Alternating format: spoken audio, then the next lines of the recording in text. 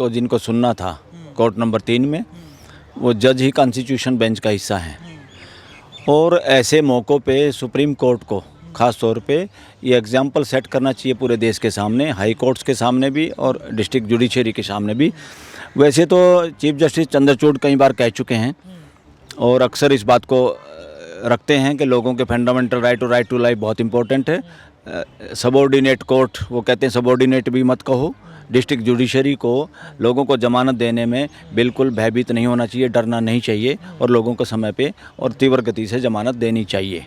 मगर यहाँ आज जो देख के ये लगा कि अगर सुप्रीम कोर्ट में कॉन्स्टिट्यूशन बेंच बनता है तो उन कोर्टों में जो जज कॉन्स्टिट्यूशन बेंच में चले गए, उनकी जगह अगर वो कोर्ट नहीं चलेंगी तो कम से कम इस तरह के मामले, ख़ास तौर पे ये राइट टू लाइफ में आता है, जमानत वाले केस तुरंत किसी और बेंच में लगा देना चाहिए था, जो कि नहीं लगाया। मेरे हिसाब से एज एन एडवोकेट हमें अच्छा ये नहीं लगता और ये कोई ट्रेंड अच्छा नहीं है। इसमें सुप्रीम कोर्ट को ध्यान रखने की ज़रूरत है। कोई भी केस जमानत का ख़ास तौर पे, क्योंकि कॉन्स्टिट्यूशन बेंच का थोड़ा पता है कितने दिन चलेगा। घंटा पहले दूसरी कोर्ट में अपनी कोर्ट में जाके लोग अपना मैटर सुने इस तरह के, या अगर लगता है कि नहीं लगातार बेंच चलाना है तो इन केसों को किसी और कोर्ट में लगाना चाहिए था और आज हियरिंग होनी चाहिए थी। सर 5 अक्टूबर को जो सुनवाई हुई थी उसमें आपने साफ तौर पर देखा कि सुप्रीम कोर्ट ने ईडी से सवाल किए कि आपके पास गवाह है, आपके पास कोई सबूत नहीं है। अगर 228 दिन बाद जो है ईडी सबूत पेश नहीं कर पाती है और यहाँ पर मनीष सिसोदिया जो है गलत साबित नहीं होते तो 228 दिन का हिसाब कौन करेगा? सर ये आपको क्या लगता है कि ईडी दबाव में है या फिर ईडी कौन सा परचम यहाँ पर लेना? ये कोई अच्छा सा कानून की व्यवस्था नज़र नहीं आ रही देश में। अरे ईडी को जिनके पास एक्सपर्ट हैं, लीगल एक्सपर्ट हैं, मनी ट्रेलिंग का आज तक वो एक पैसा भी वसूल नहीं कर पाए हैं। अब कहते हैं जी पार्टी ने पैसा यूज कर लिया। अरे किसने किया, कैसे किया? अब तक इतने 228 दिन में ये देश ये पता नहीं लगा सकता। या तो कहानी झूठी है या हमारी ईडी अक्षम है। इसके दोनों ही मामले में कोई आदमी एक्यूज को भुगते, उसको कम से कम जमानत मिलनी चाहिए। मनीष सिसोदिया की जमानत याचिका को लेकर सुप्रीम कोर्ट में देरी क्यों? 5 अक्टूबर के बाद 12 अक्टूबर का समय दिया गया था। ईडी से सवाल पूछा गया था कि आपके पास गवाह हैं, सबूत कहाँ हैं? तो इस तमाम मसलों पर हम चर्चा करेंगे। यहाँ पर हमारे वकील हैं बलराज सिंह, उनसे जानने का प्रयास करेंगे। दूसरा सवाल यहाँ पर ईडी को लेकर लगातार उठता है कि आखिर ईडी क्या दबाव में है?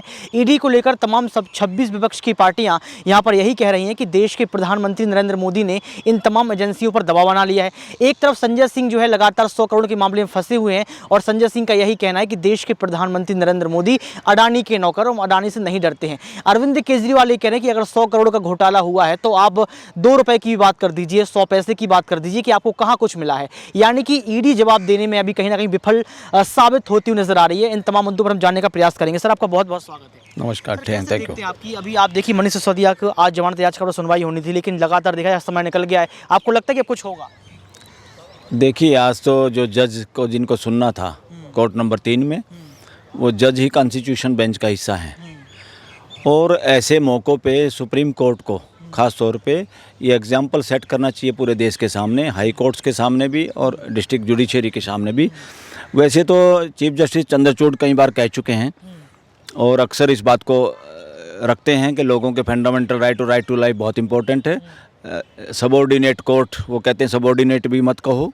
डिस्ट्रिक्ट जुडिशरी को लोगों को ज़मानत देने में बिल्कुल भयभीत नहीं होना चाहिए, डरना नहीं चाहिए और लोगों को समय पे और तीव्र गति से ज़मानत देनी चाहिए।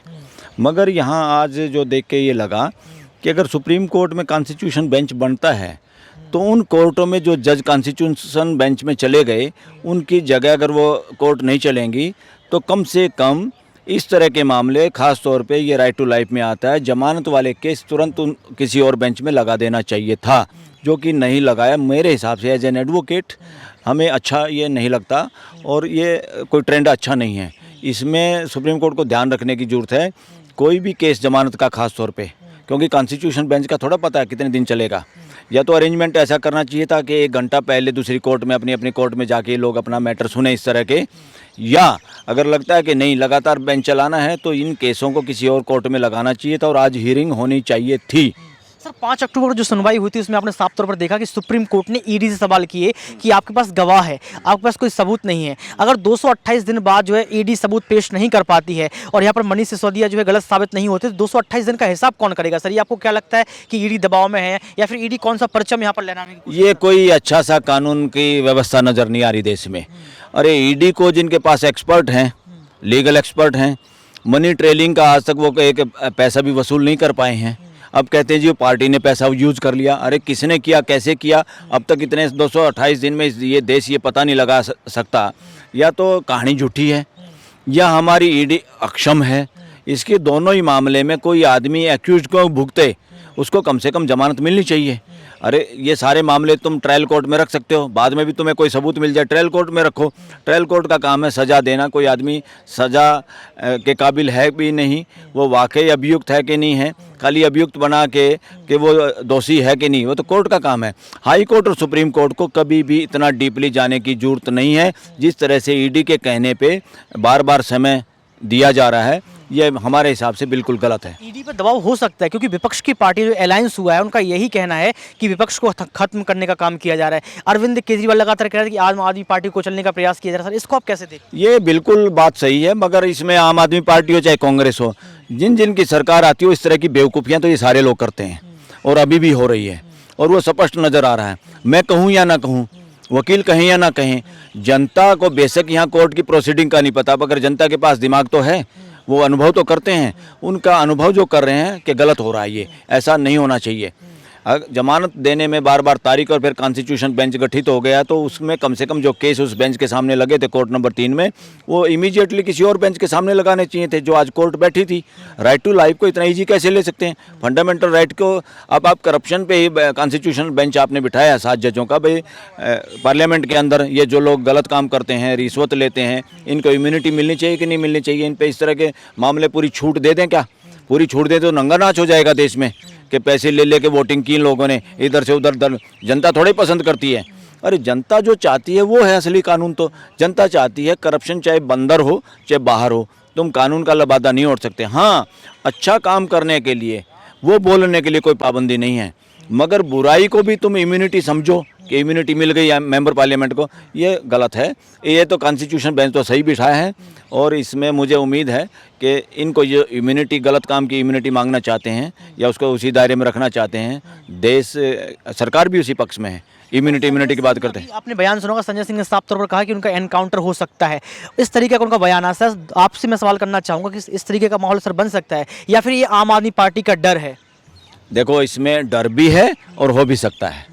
और किसी एमपी का इस तरह से कहना, ये अपने आप में जो इतना बोल्डली जो आदमी बोलता है, जो एमपी इस तरह से बोल्डली बोलता है, पार्लियामेंट में बोला उसने, और जिसकी वजह से उनको निष्कासन में रहना पड़ रहा है, वो आदमी इतना बोल्डली बोलता है तो वो कम से कम इस तरह का बयान, कमज़ोर बयान नहीं देना चाहेगा।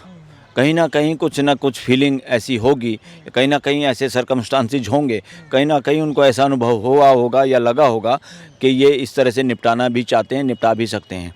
मगर क्या है, ये देश का काला इतिहास रहा है हमेशा। जो आदमी बोलता है उसको कहीं ना कहीं दबाने की कोशिश होती है।